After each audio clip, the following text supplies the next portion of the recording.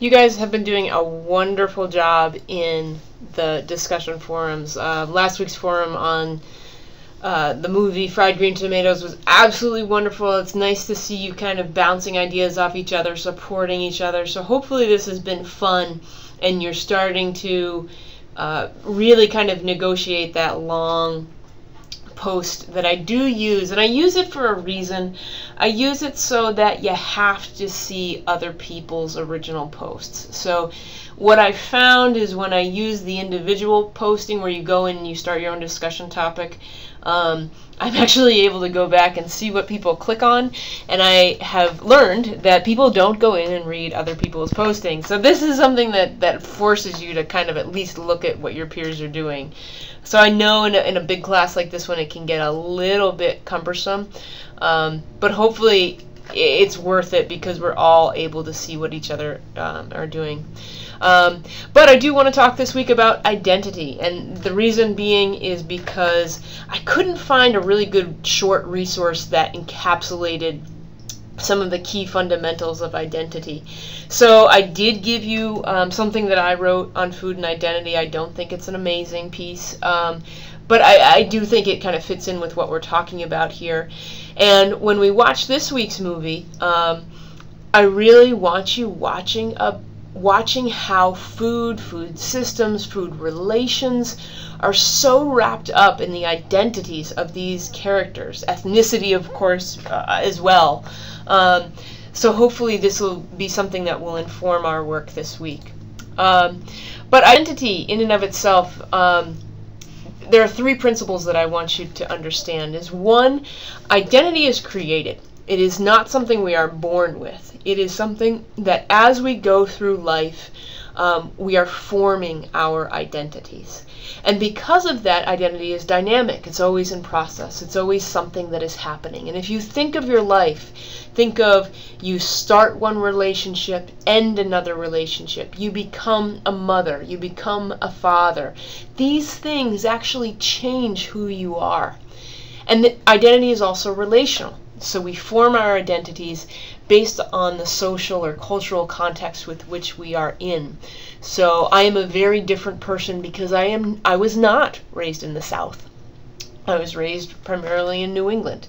And I would even suggest that our identity changes as we move from context to context. So the person who I am at home with my family is actually pretty different from the person who I am when I am at work or when I am with my college buddies. So I'm still the same person, but pieces of me change based on where I am. This is a quote that I found in some guy's thesis, who is obviously not American, and it was actually a great paper. But he was really talking about the syncretic religion in Africa, and he was looking at the food systems and how the food systems reflect identity in this culture. And I'll let you either go back and read this slide. I'm not going to read it to you. But I thought it was really great in terms of what we're talking about this week in terms of food and identity.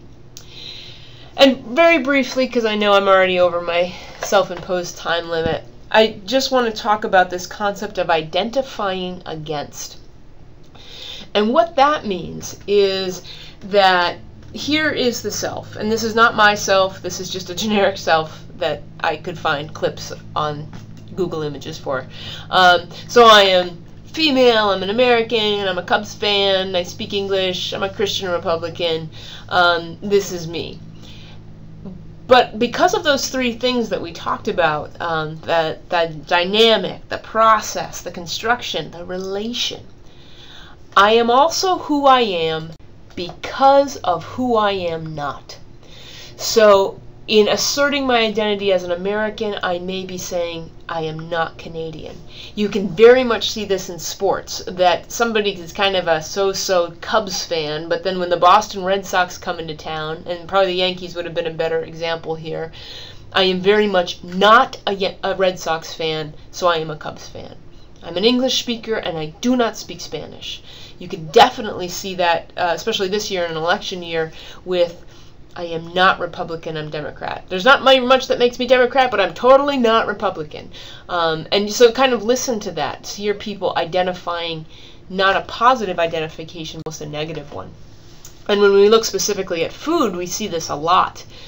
I am a vegetarian because I do not eat meat. I am not a vegetarian because I eat a lot of vegetables. I'm a vegetarian because I do not eat meat. I'm Jewish and I do not eat pork. I'm Muslim and I do not drink alcohol, although that is not a universal. If you've traveled a little bit, especially in Turkey, it's not necessarily true.